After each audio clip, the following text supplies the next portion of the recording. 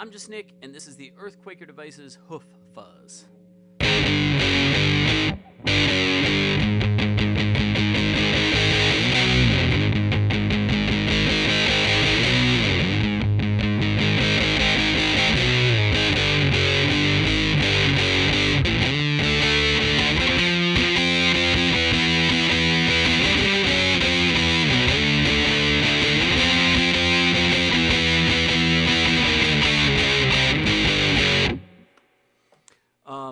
Short and sweet. What can I say? That's the deal with this fuzz. It's a Big Muff style fuzz variant, germanium, silicon, hybrid, but designed to do what a Big Muff does fabulously, which is sound sort of big and woolly, and yet maintain enough attack and clarity to make it usable, because many Big Muffs, as fabulous as they sound by themselves, tend to really disappear in a mix and make everything around them disappear. They're sort of like the black hole of fuzzes. They cover too much of a frequency range, they compress too much, and they can be hard to use. And now we see a number of pedal manufacturers building Big Muffs with really intelligently conceived tone controls that enable you to get the characteristics of the Big Muff that you love in a format and with the kind of control that makes them usable. So let's have a look at these controls. First of all, you got, I'm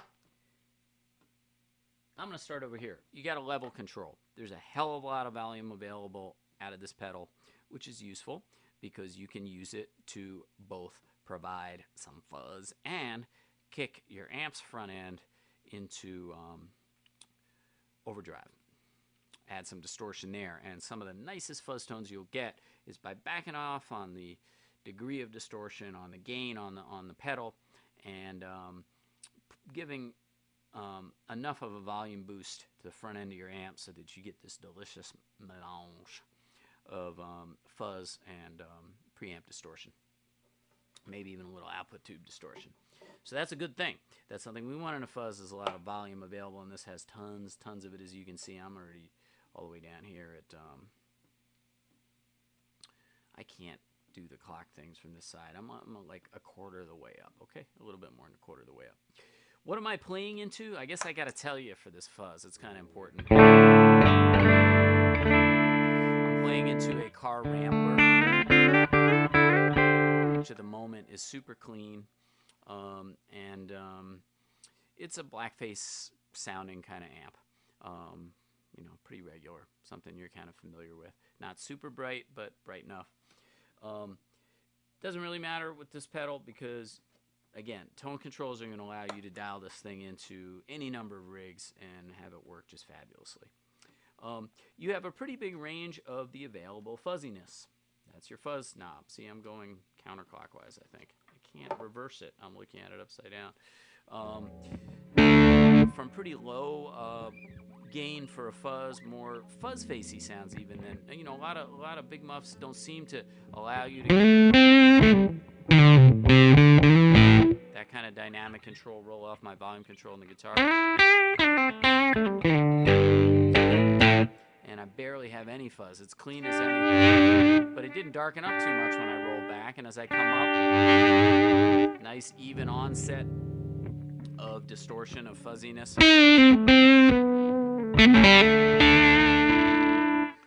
It has some of the dynamic characteristics of you know, fuzz face type fuzzes, which is really exciting because you get the tonality of a muff, and that kind of flutiness and singiness, and yet you get a lot of the dynamism of a fuzz face. So if we crank the fuzz all the way to the maximum, we're going to get big and fuzzy.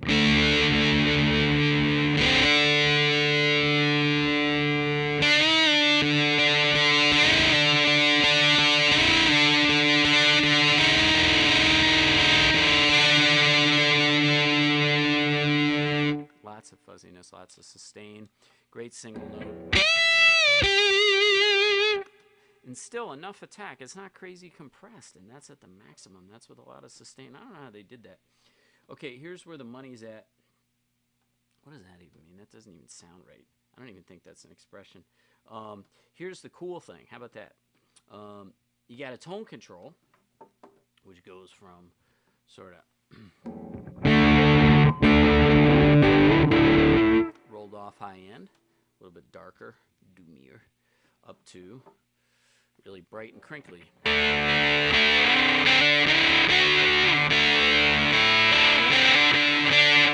Lots of kind of lo-fi sounds in here at the higher end of the tone scale.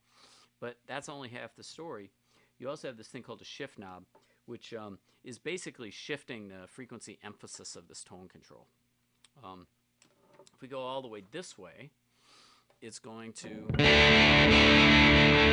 emphasize more. Wait, I'm going to make sure I have this right. Clockwise. Okay. Clockwise, emphasize more mids. And as we bring up the tone control,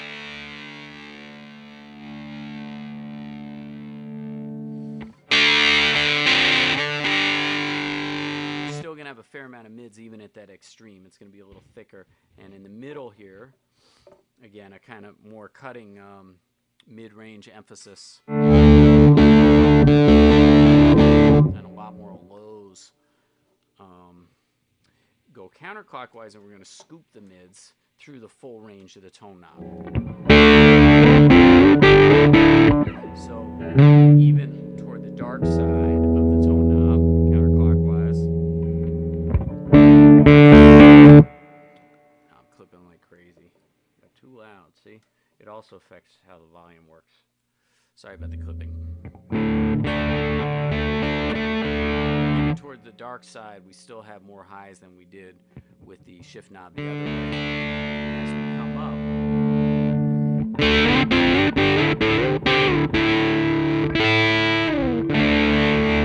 more scoop mids, and as we go all the way up here, we're going to get a super, super bright left, right. It's kind of late at night here, in case you're wondering why I'm all confused and shit.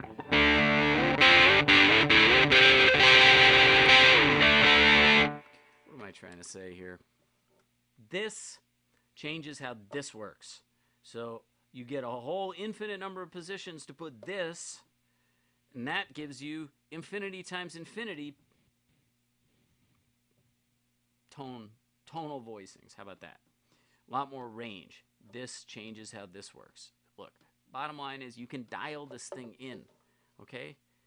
If you need to get rid of the mids and kind of thin out the bottom a little bit so you get cut and you're not eating everything, you can do that. If you need that low end thump, thump, thump, thump, you need some dark and doom out of this, you can do that. Okay? It's really good muff. Very well voiced. That's all I'm going to say. Get a hold of folks at Rock and Roll Vintage. They can hook you up with the hoof. Oh, don't panic. It's a different color than some of the earlier ones, I guess, but it's exactly the same, identical in every other respect. So don't trip. If you get this one, you're good. Okay? Till next time.